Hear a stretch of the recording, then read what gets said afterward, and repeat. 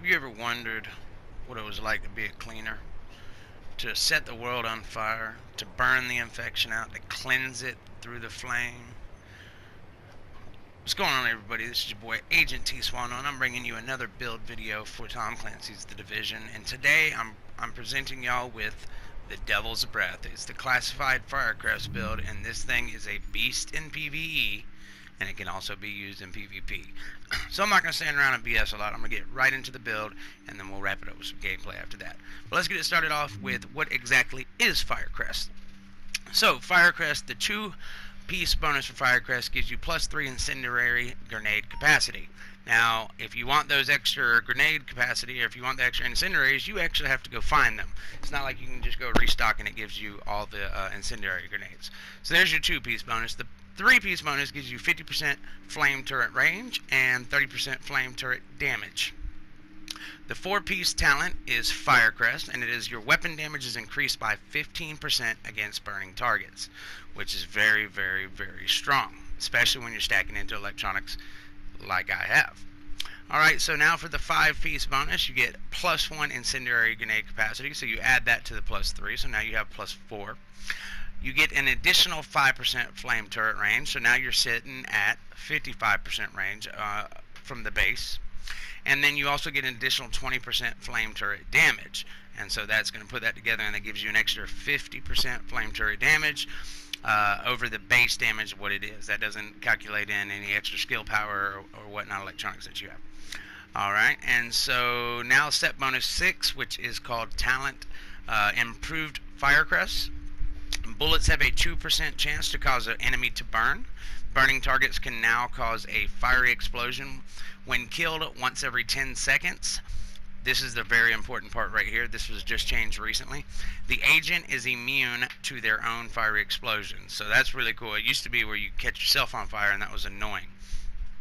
NPCs set on fire by your flame turret will burn 25% longer for every 2,000 electronics.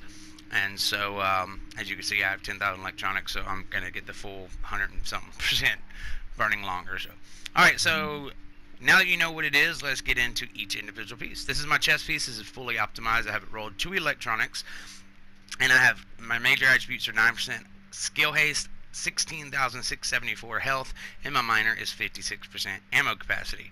I wanted to go with skill haste here instead of exotic damage resilience, just because I'm not stacking a lot of skill haste, and so being that I am very reliant on my turret, I do want to try to get it back as quick as possible.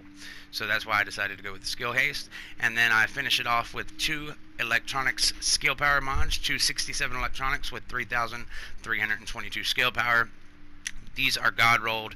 They were available a few months ago in the cavern, and I bought a bunch of these.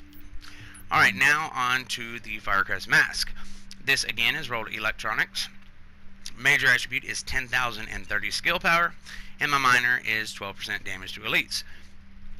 I chose to go with damage to elites on this because, like I said, this is stronger in PvE than PvP, but this is a PvP set, and so I do have it built for PvE and PvP. And so when I am in the dark zone, I want to be able to take down any NPCs that are around me, and then plus when I do missions, of course, you want as much damage to elites as possible. Alright, and I have a electronics, 267 electronics with 3322 skill power mod. My FireCrest knee pads are, again, rolled to electronics, and the major attribute this time I have is health. I decided to go with health instead of skill power here. I wanted to have health at least on one of my pieces as far as my knee pads or backpack. The max health you can get on your backpack is only 13,000, whereas it's 16,000 on your knee pads, so of course I took that to get that extra 3,000 health. And so my minor attributes are 16% damage to elites, 56% increased kill XP, and 33% burn resist. Where increased kill XP is, I would really like to have either bleed or disrupt resist, but that's just the way the rolls happen. And I'm finishing this up with a 267 electronics mod with 3,322 skill power, and a prototype performance mod of 4% turret damage. My holster is rolled with skill haste as a major attribute. It's fully optimized. I can come back and change that if I ever want something else like health, but I'm keeping skill haste because, again, like I said, I want to get that turret back as quick as possible. And I have a prototype performance mod of 4% turret damage. My gloves are rolled electronics, fully optimized. My major attributes are 12% assault rifle damage, 17% critical hit damage, and 6% critical hit chance. If this was going to be a strictly PvE build only, I would opt to have enemy armor damage where the critical hit damage is. But because this is also a PvE PvP set, I want to have that a little bit of extra critical hit damage. That way, when I am in the dark zone, I can hit harder. And I'm going to tell you right now, when an enemy is burning, because my turret and I'm getting that extra damage while they're on fire, and then I land crits, that crit damage is crazy powerful. I was blown away at how fast I can melt players. Alright, and lastly, my FireCrest Micro Shuttle backpack is, again, rolled electronics. This time I decided to go with skill power on it with 13,339 skill power. My minor attribute is 56% ammo capacity. And I'm finishing this off with a 267 electronics mod with 3,322 skill power. And I have two 4% turret damage prototype performance mods. My two weapons of choice are, start off with the Elvoa. It's 24% enemy armor damage. This is fully optimized with the talents of talented, competent, and ferocious. I am on PvE. When I run this on PvE, I do opt to go with the Mark IV scope, the 15 times zoom for the optimal range, and the vertical grip for the optimal range. It hits really hard downrange, and it does damage up close and far. So that's what's so nice about it. This is, I usually use this just in PvE.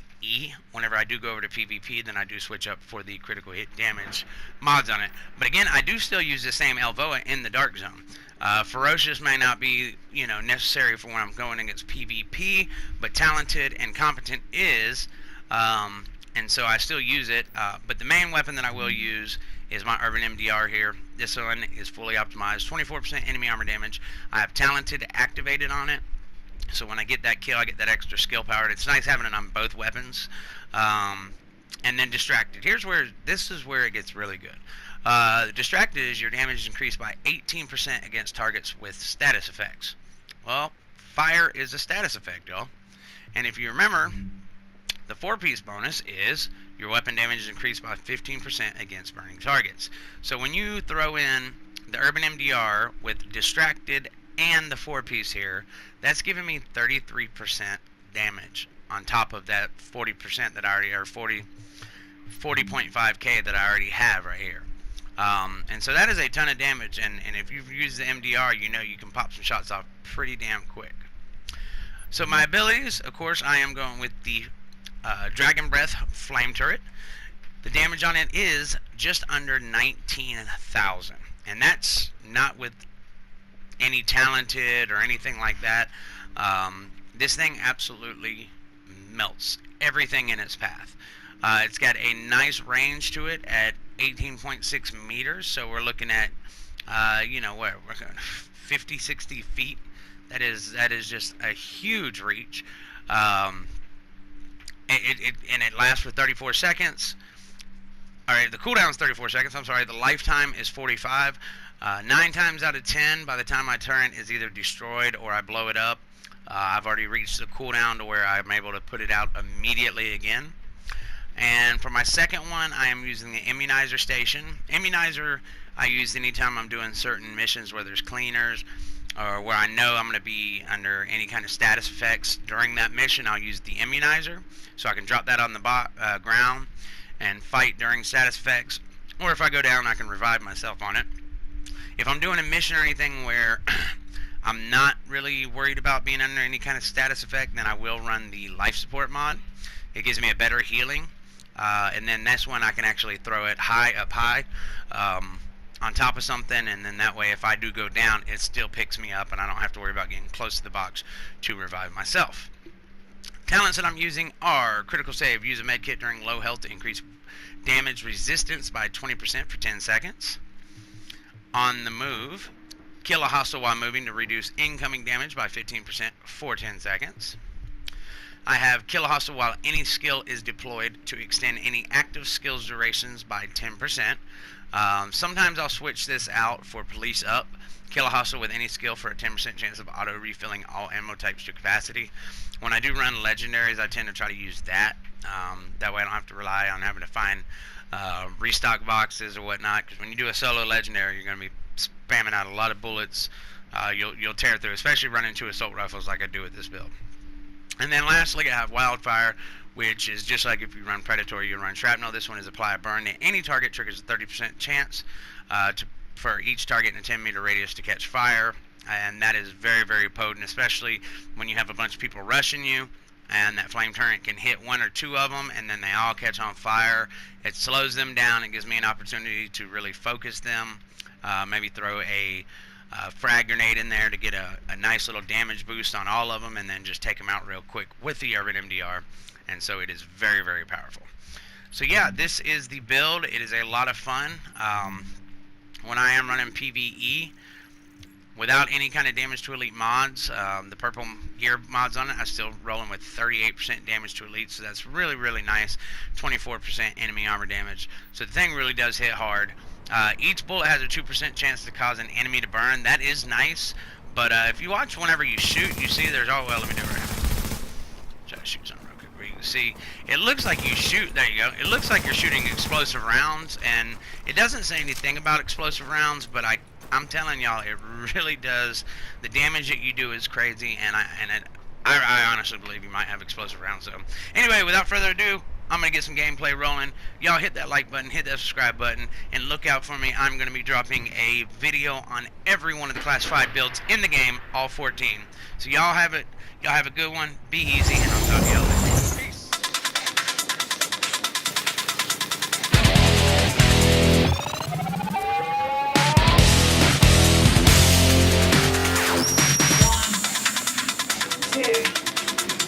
One, two, three, four.